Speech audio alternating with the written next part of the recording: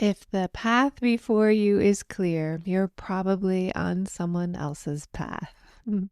This quote is from Joseph Campbell from the book A Hero with a Thousand Faces. And if you are feeling a little distracted or uncertain or even confused, I want to convince you that that is an absolutely okay and ideal place to be, especially when you're considering what's most important to you and making meaning in your life. I'm Dr. Amy Backos. I am the hostess of the Modern Creative Woman podcast. I'm an art therapist. I'm a registered and board certified art therapist. I'm a licensed psychologist, and I am so excited to be here bringing you the art and science of creativity.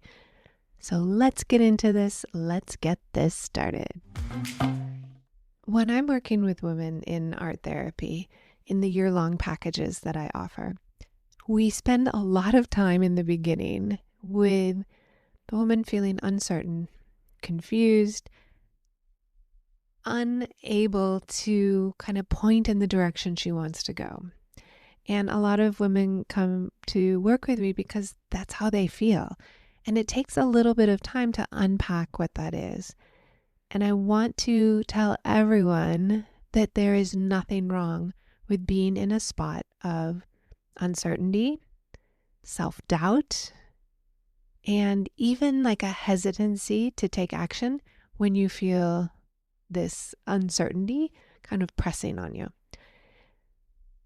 The time when women need to take action and get some support is when the uncertainty and the self-doubt is causing them to slow down and not take action on what's important to them. Sort of that circling in self-doubt and not making any decision or not getting more information or not consulting causes this experience of uncertainty to feel worse and manifest into behavior that we don't want, such as procrastination, freezing up, living same old, when we're designed to live a life that's full and rich and vibrant and changing all the time.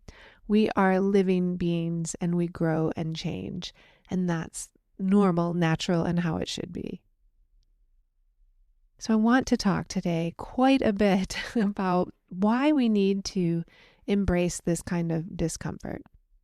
You've no doubt heard in different ways that we have to be willing to tolerate uncertainty. We have to make a choice not knowing exactly how it will turn out.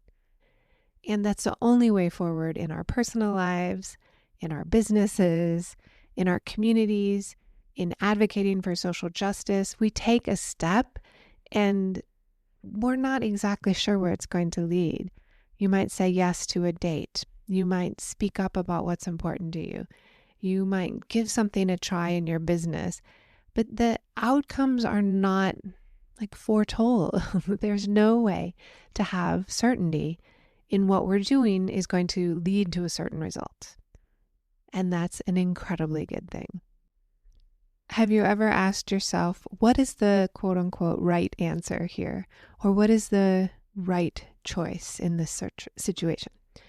We all have, because we're trying to make sense of what we want, what we desire, and take effective action.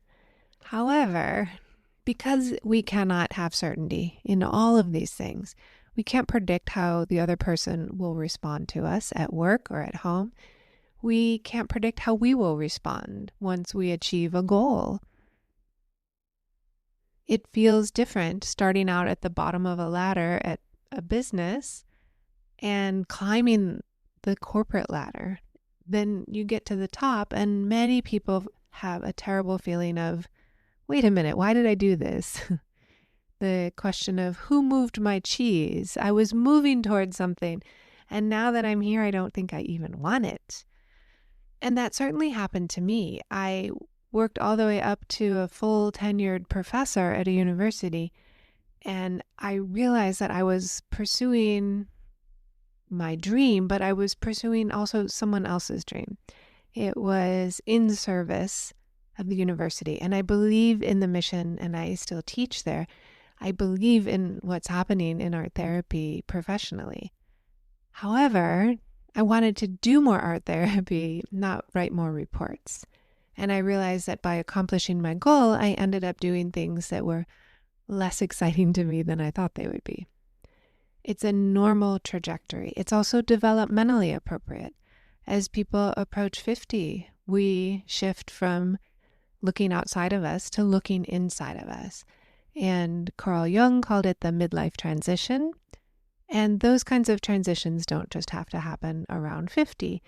It's available for you to shift and change at any point in your life. But the making meaning of what's most important to you, that's where the magic happens. There's a phrase I haven't heard in a very long time, but when I was a kid, it was quite an insult. It was to be a yes man.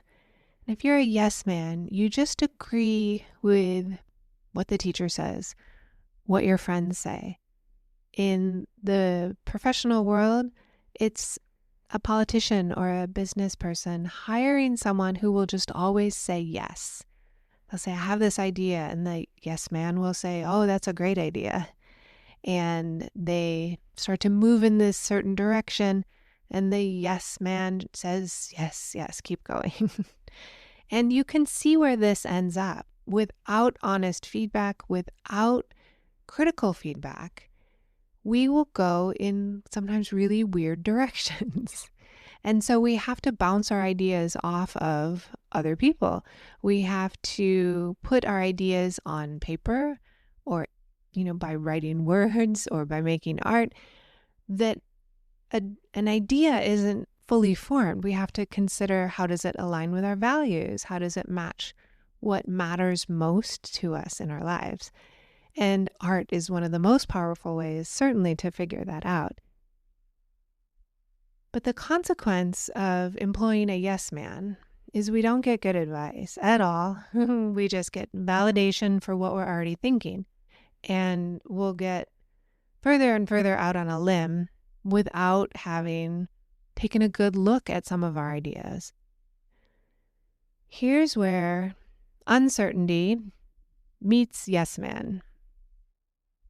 And guess what? It exists for us today. It exists right at your fingertips in AI. And more people are turning to AI to help them get over or bypass the discomfort and uncertainty and self-doubt of life. And they're consulting their yes man on ChatGPT or Claude, and what they're getting is validation for their perspective, and they are receiving feedback that tells them, oh, you're so smart. Yes, what a good idea. Of course you should feel that way. That makes perfect sense. There's a couple things wrong with this. If you have a disagreement with your partner and then you go onto your AI program and discuss it with AI, what you're doing is making a triangle, and you're introducing this third experience or person or set of ideas that makes a triangle between you and your partner. In the past, a triangle might be going and distracting yourself with friends and talking about your partner, or moving a child into that position so the parents can focus just on the child. A triangle could be made with substances, alcohol and drugs, as a way to triangulate and get away from the emotional experience of intimacy with your partner.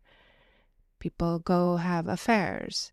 People do all kinds of things to avoid intimacy and discomfort of having to have a conversation with someone. So now there is AI, which is not only a triangle, it is a yes man.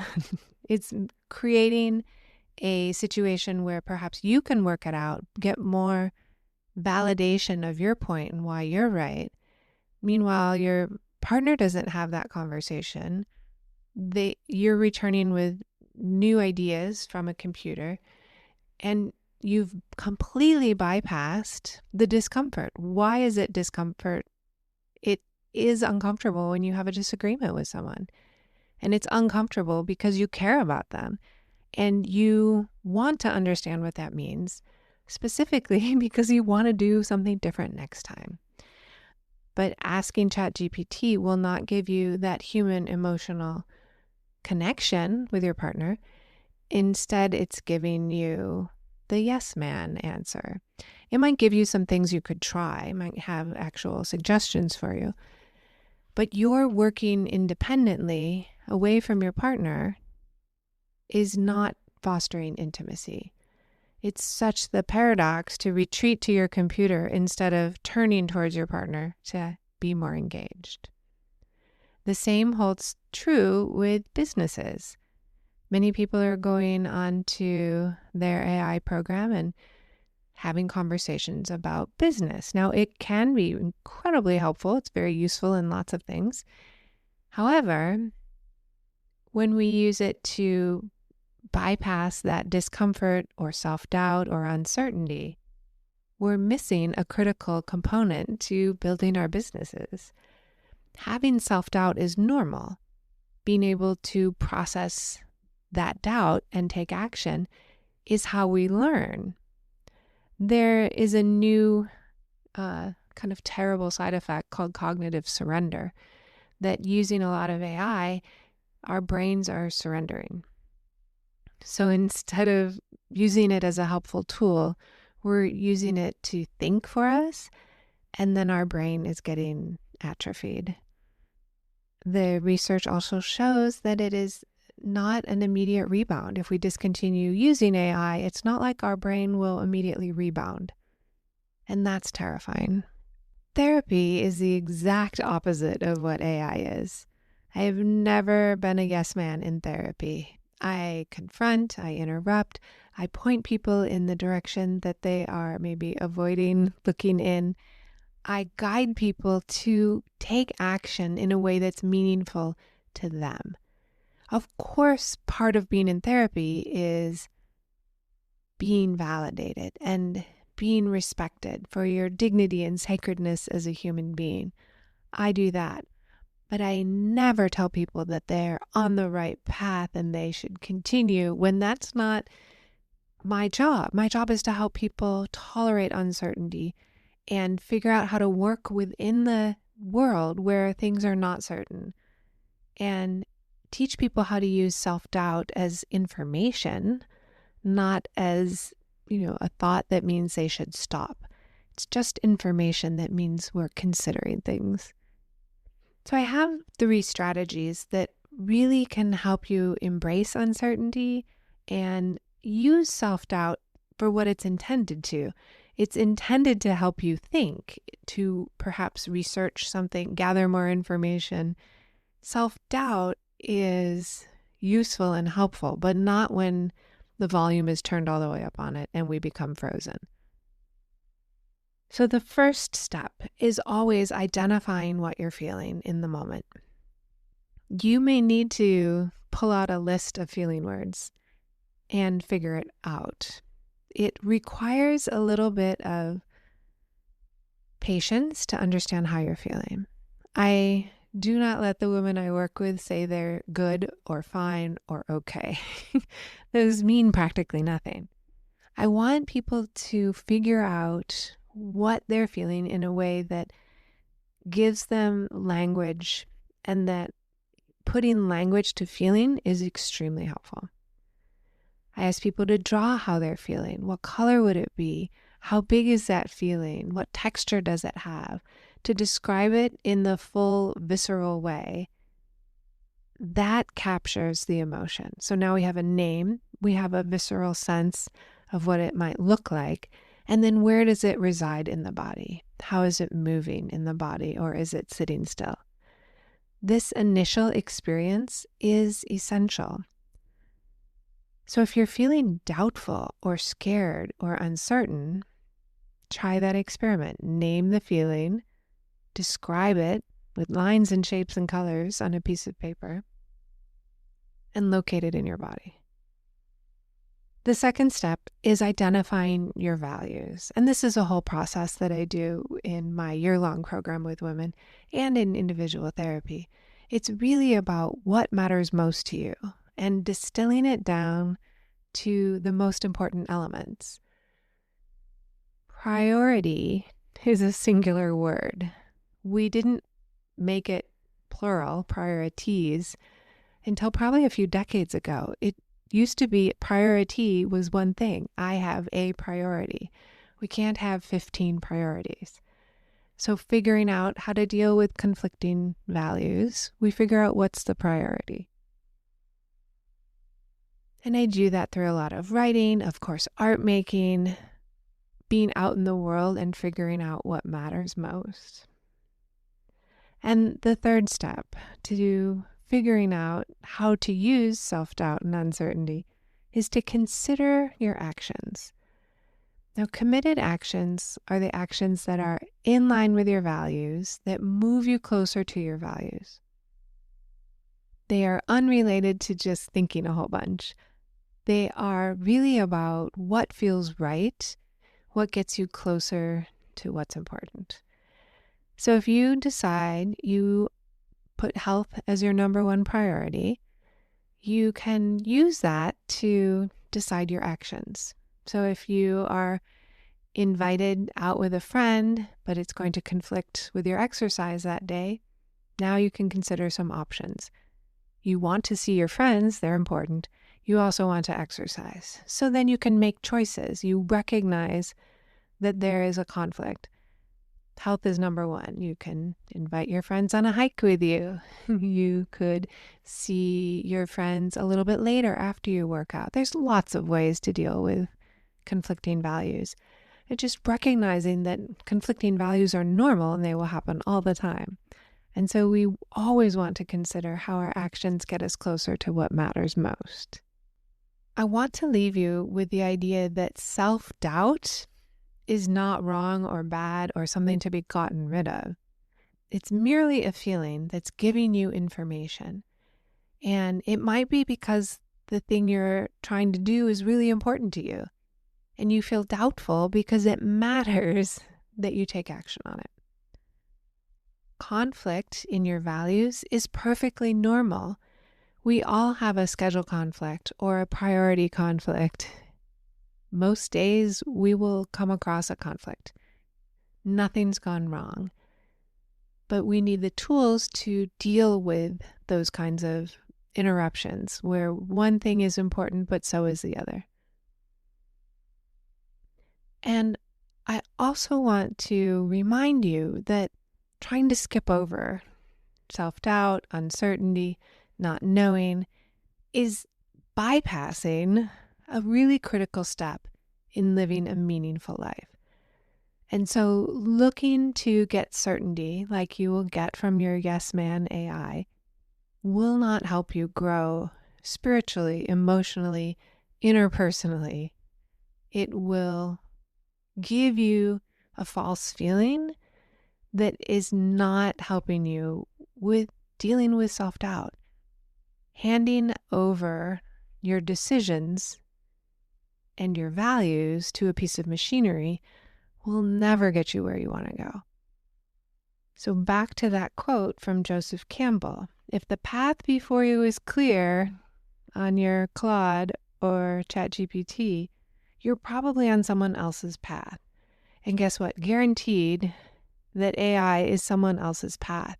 It is not what you're creating for yourself.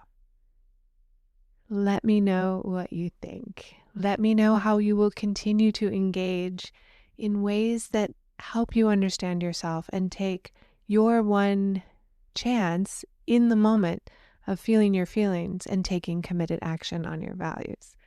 Let me know how you're doing that, and I would love to hear from you. You can message me here in the show notes. You can find me on Instagram at Dr. Amy Backos. And you can also get some more information at moderncreativewoman.com. Have a wonderful rest of your day, and I look forward to speaking with you again in the next episode.